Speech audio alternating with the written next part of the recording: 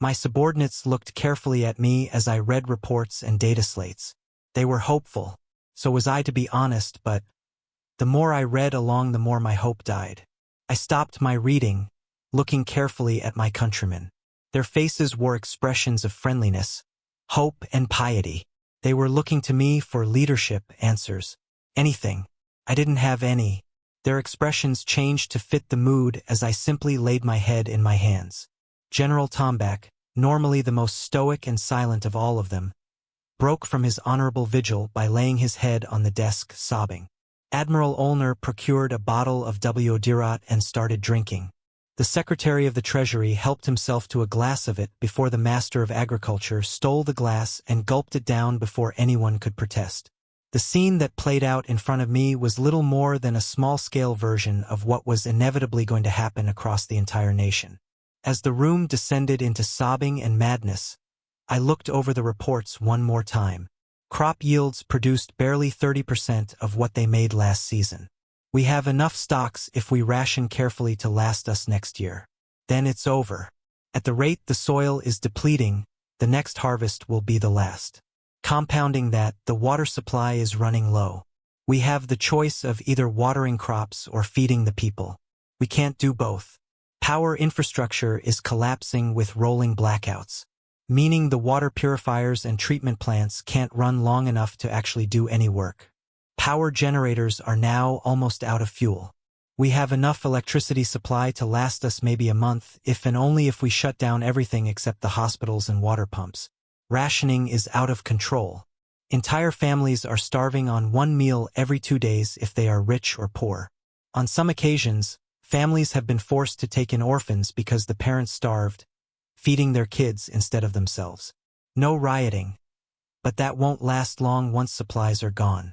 We have 6 months of food, if we only eat once every week. Maybe. Then after that, I shook my head at the implication and continued looking through the data slates. Something. Anything. There has to be something we could do. I tried to think a bit. I stood from the desk and looked out the window. My face turned to even greater despair when I saw the dead grass, its blue coloration replaced by brown and red. The trees were slowly dying out now. Even at the height of spring, no flowers, no leaves, just browns and grays. I returned to my seat and went right back to despair. I tried to think. The men in front of me began to throw fisticuffs and insults. Blame began to be thrown about and tempers flared. Just then one of the soldiers barged in. Highly irregular, but he was agitated. His large eyes were more expressive than usual. He burst in the room and immediately charged towards me, ignoring the usual necessary bows and salutes. He slammed his hands on the table, shaking me from my concentrated despair. Then, in the loudest voice he could muster, yelled out, "Aliens!" Everyone suddenly stopped what they were doing and looked at him, bewildered. He slammed a set of papers on the table. They were a series of images. At first it was grainy. I could only make out various dots and shapes. The next image showed they were getting closer. I could see jagged edges, smooth contours, and could approximate sizes. The next image revealed details like insignias and armor plating, cannons, weapons, the soft glow of a shield. I looked up at him. These pictures were taken by the old Courier probe that was launched 10 years ago. They just passed by Cordo's. The Colinoir Observatory can see them. I looked at the final picture in the set. There were thousands of them. All of them were heavily armed. Very heavily armed. One of them could take on entire platoons worth of men. And there were thousands. Oh gods, now what? What do we do? As if things weren't bad enough. Admiral Alto said, now focusing less on strangling General Faltax. What's the ETA? How long do we have to prepare? Field Commander Relin asked, taking a look at the pictures. We have 10 minutes before they reach orbit. Probably less. The soldier said. Strange insignia, brown and green coloration. What a very odd military force. I can see they are heavily armed, but the color scheme seems strange. The Secretary of Agriculture said. That's your concern? The paint job? Look at the size of those cannons. Shut up, I yelled out. The group quickly scrambled back to their seats.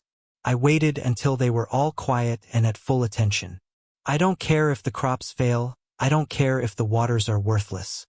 This is my planet, my home, and I will defend it to my last breath. If our last moments on this ball of rock are dying to a hail of plasma fire, then so be it. Ready our defenses. The leaders of our nation gathered their intellect and strength faster than I could imagine and began planning defenses. And sure enough, within a few minutes, panic gripped the world as confirmation appeared above the skies. Within hours we were underground in secure bunkers in command centers.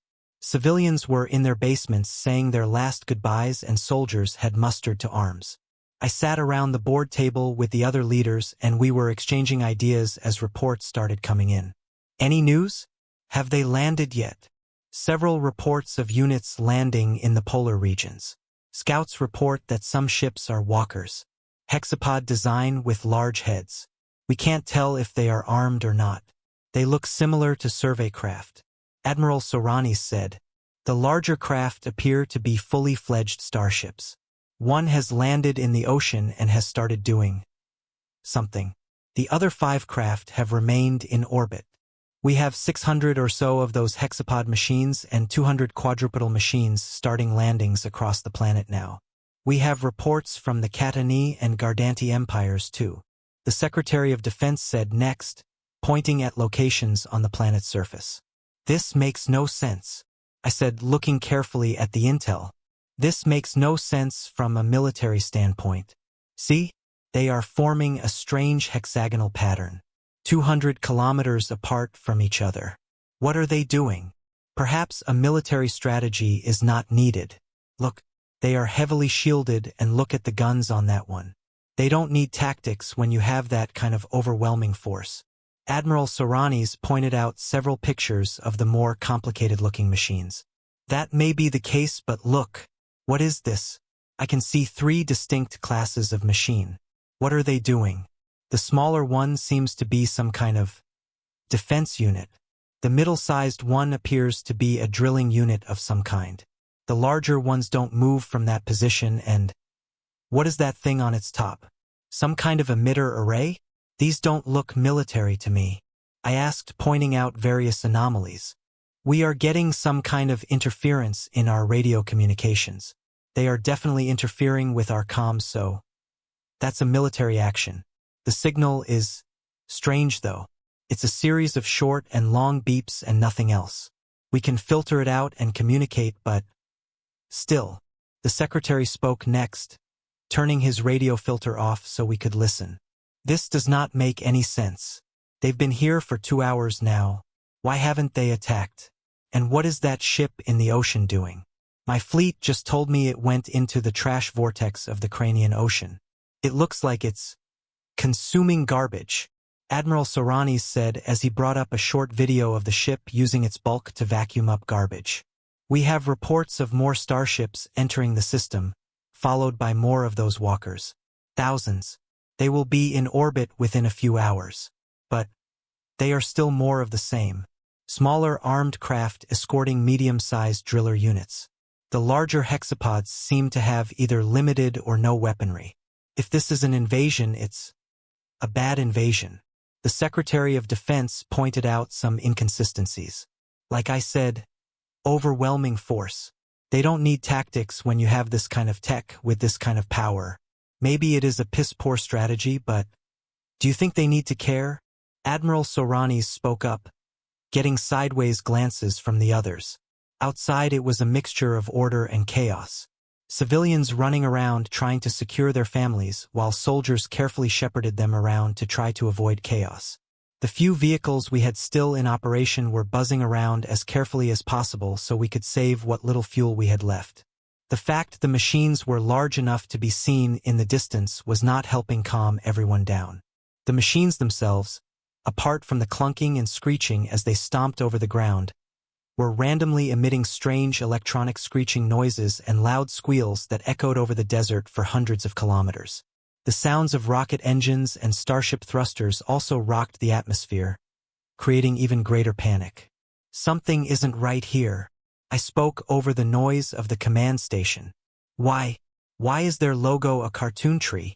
I pointed towards a close-up photo of the larger machine that was closest to us. Prominently on its sides of the head of the machine was a picture that looked like a circle surrounding a cartoon tree. Getting new reports, sir. New machines have landed. They are dropping in close to cities. The lights flickered and the ground shook as we felt the massive machines land above us, followed by the muffled screams of those who witnessed it and immediately began panicking. We started hearing the desperate clang of gunfire as panicked citizens and soldiers started to open fire. Reports began flooding in of the machines being hit by our weapons and our guns doing nothing, not even scratching the paint. The few vehicles we had began to fire the few shells we had in stock, only for the shells to disintegrate harmlessly against the machine's shields. I stood up from my seat and walked to the door. "Sir, what in the red sky are you doing?" My commander yelled out as he tried to stop me. "Those are my people," I yelled out and startled my fellows. A moment of shocked silence followed. "Look around you. Our food supplies will run out completely within the next year. Our water supply is contaminated to such an extent we don't have a future anyway. And look at this shit. Look at it. The planet is already dead. We already know it." Everyone hung their heads in sorrow and shame. Our entire future now consists of a few wealthy and powerful individuals hoarding the last remaining resources and hiding in bunkers until eventually the gene pool gets thin enough to sterilize them or supplies run out. If not, get eaten by the few desperate people that still remain. I refuse to be a part of that world. I was elected to serve this nation. I dedicated my entire damned life to service. If this world is to die, then I swear I shall die with it. I shoved my subordinates aside and walked out the door. I walked with my head high through the steel-reinforced corridor where eventually I encountered my people. Mothers and crying children huddled in corners and against the walls, cowering from the clanging noises and gunfire. The few men who were too starved or weakened to fight were with them, holding their families. I smiled my best smile at them as I walked outside. "Hold your fire." I said, "Hold your fire, damn it."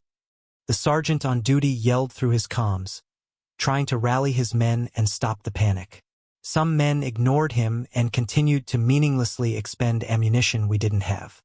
He grabbed several panicking soldiers and belted them one right across their faces, yanking their weapons away and sitting them down, trying to calm them. I saw it firsthand. It was just standing there staring at us. Massive beast of heavy metal the size of a 20-story building, 6 bulbous legs with massive claws for feet that dug into the ground. Mounted on top, almost like a crab, was a huge head with spiky protrusions jutting from it, a combination of both antennae and heavy armor plating. The plating looked arranged just so, giving the machine a sort of face with 2 large red streaks serving as its eyes. I stared it down, opened my arms and screamed out, "Do your worst. Do you hear me, machine? We have endured greater threats than you. We shall always endure. Do your damned worst."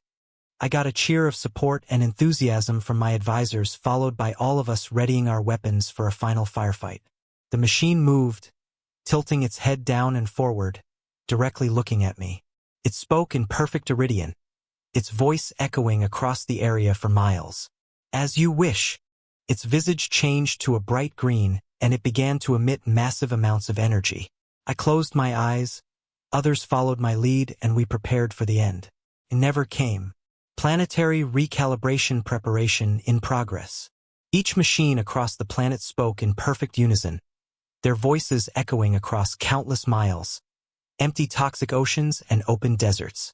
I stood silent and still, as if I was expecting death to haul me away into oblivion. Nothing happened. Toxic filtration system activated. Carbon refactoring system activated. Charging main release vector.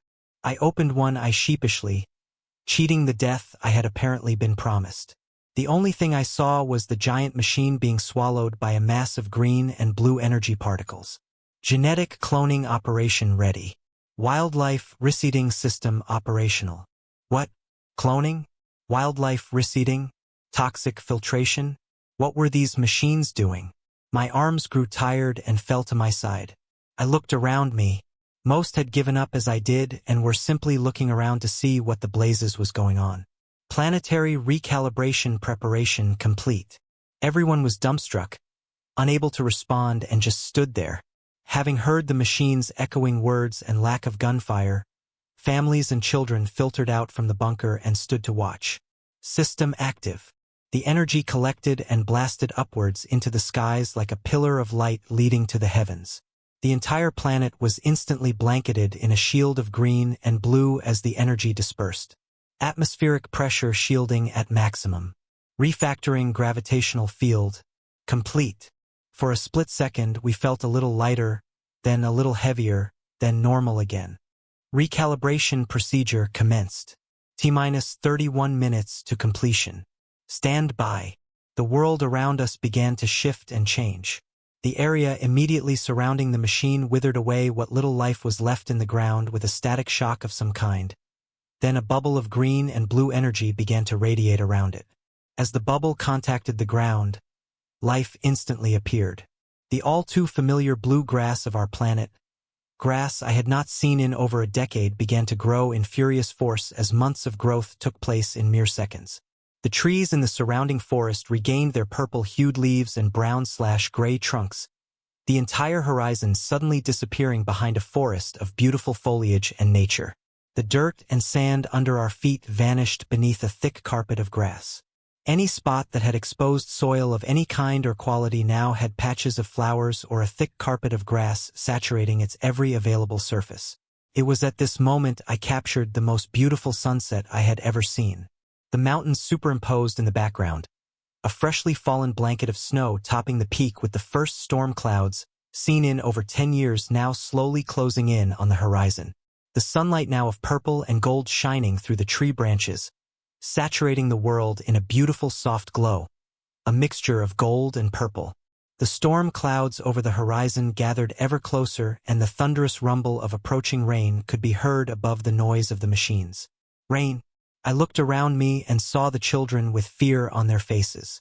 Most of them had never even seen rain or a storm, so were now clutching their parents' hands tightly, clinging to them for safety. The sunlight vanished and the darkness kept at bay only by the soft light of the machine's energy. A wave of celebration and elation overcame us all as the first drops of rain felt in 10 years began to hit the ground. As if overcome by a strange force, all of us began to dance in the rain. Flailing arms and tapping feet began to join the chorus of fresh water falling from the sky, bathing both us and the ground in life-giving water. We forgot ourselves for the next few hours and simply danced away the night until we got too wet or tired and retreated to our bunkers or homes to sleep. While we were asleep, the machines continued their work. In the morning, I awoke and walked outside. Barely moments later, I heard a sound I hadn't heard in 40 years. The loud, territorial shriek of a shallow-tail squall. I looked, and indeed there it was, its long angular beak waving at me as it flapped its leathery wings defensively. The machine still stood in silence nearby, its energy fields dissipated. Now the only thing heard was the quiet hum of nature's beautiful sounds. Noises I thought I would never again hear filled my mind, and for the first time in as long as I can remember I took a deep long breath of the freshest, sweetest air I have ever had. Slowly, as the other people woke up and joined me, I walked around, and for the first time since forever, I took my shoes off and felt the beautiful softness of blue grass underneath my feet. A few hours past morning, the machine startled us all as it began moving again. It stomped its way through the ground and looked straight at us. Its voice boomed through the beautiful skies and everyone, everywhere could hear it for miles. Even those underground still could hear it. We are humanity. You are not alone anymore. Listen and listen well. The terraforming procedures we just completed are nothing more than a measure to buy you time. This planet's biosphere is too unstable. It will die eventually, want it or not. Focus your efforts now on getting into space and colonizing other worlds. You have been supplied with fuel, tech, equipment, and enough food to give you a chance that we never had. Do not waste it. We will be waiting for you. The machines began to lift themselves into the air and off the planet, and within mere minutes we were alone again. I took a long, deep breath one more time as we waved our saviors goodbye. The chaos began anew as commanders and officers began barking orders and securing supplies left by the humans' machines. Hydrogen engines, wind turbine blueprints, water filtration units, and hydrofusion reactors. It was all up to us at this point. Tech we could only dream of was at our fingertips. We are coming, humanity. We owe you a beer.